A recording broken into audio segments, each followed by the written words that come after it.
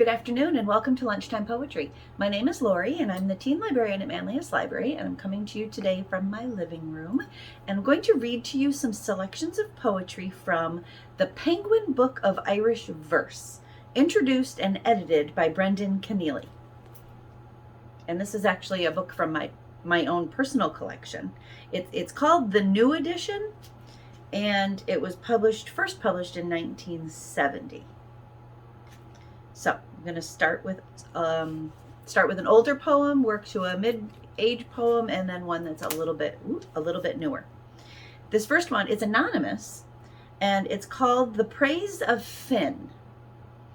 And there's a little bit of a story before it. Uiscin, son of Finn MacCool, is the great revenant of Irish literature. Translated to the land of youth by his love of a fairy queen, he returned to Ireland to find Finn and his warriors long dead, and St. Patrick and his monks in power. Although the poem is late so far as the language goes, probably 16th century, it has the feeling of the 8th or 9th century. Patrick, you chatter too loud and lift your crozier too high. Your stick would be kindling soon if my son Osgar stood by.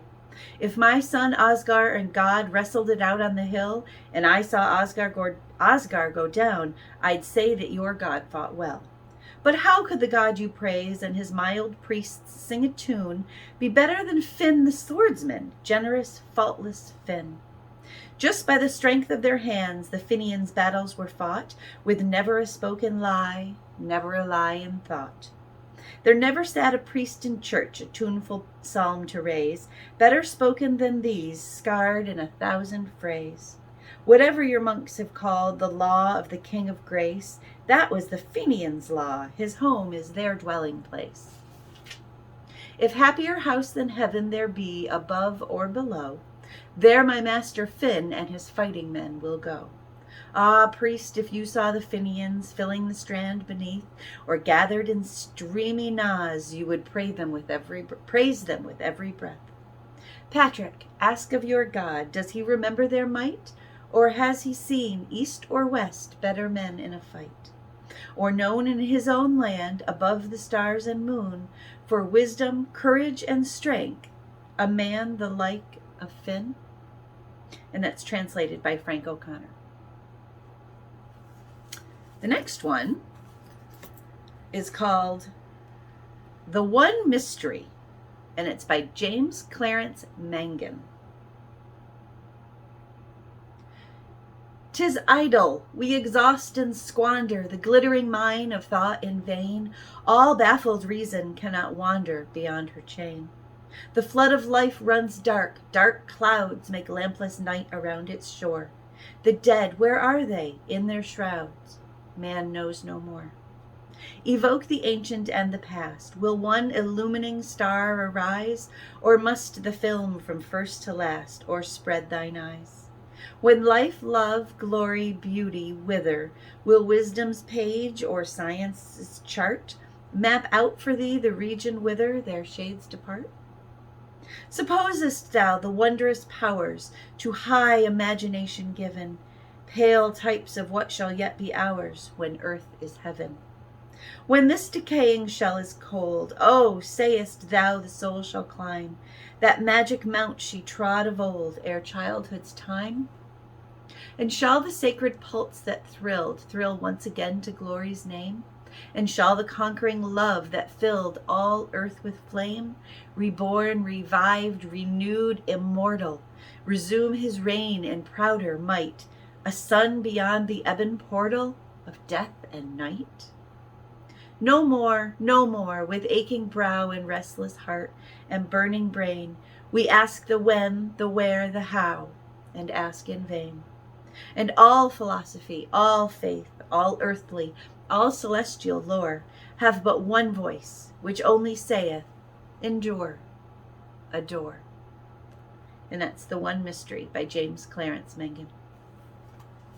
And finally, this one is by Urt Milne, and it's called Ballad for an Orphan. My mother was of Ireland, my father came to dance. He laid her down in Ireland as time and fate and chance did work. A fiddle played in France, the stars shook off their trance. My father was of England, he wore the English red, but he laid his head in Ireland, deep in my mother's bed, his foolish head deep in her emerald bed. A shout arose in Ireland to drive the English out. My father shook his handsome head, his pipe smoked in and out. A businessman need never heed such a foolish shout. My mother died, my father wept. Oh, on my bed his head he dropped, his handsome head. And there he wept, and I lay still. Mavrone, I said, there is a mill, grind sure for all who wed. My father lies in Ireland, forgotten and unmourned. He lies upon her green grass grave that by her hearth he scorned. The fiddle played in France is gone, and about the world he has roamed. Now, father dear, this is your son that wears both green and red, and battles for the commonweal, the iron road to tread. His mother's breastbone sings upon your lion's head. And that is called Ballad for an Orphan. And this has been a selection of poetry from the Penguin Book of Irish Verse, introduced and edited by Brian Keneally. And there's the cover of that. Thanks for joining me today. My name is Lorie, and I'm the Team Librarian at Manlius Library. You can find me here on our YouTube channel every weekday in April for more poetry in celebration of National Poetry Month. I hope you enjoyed the poetry. Thanks for joining me. Happy poetry.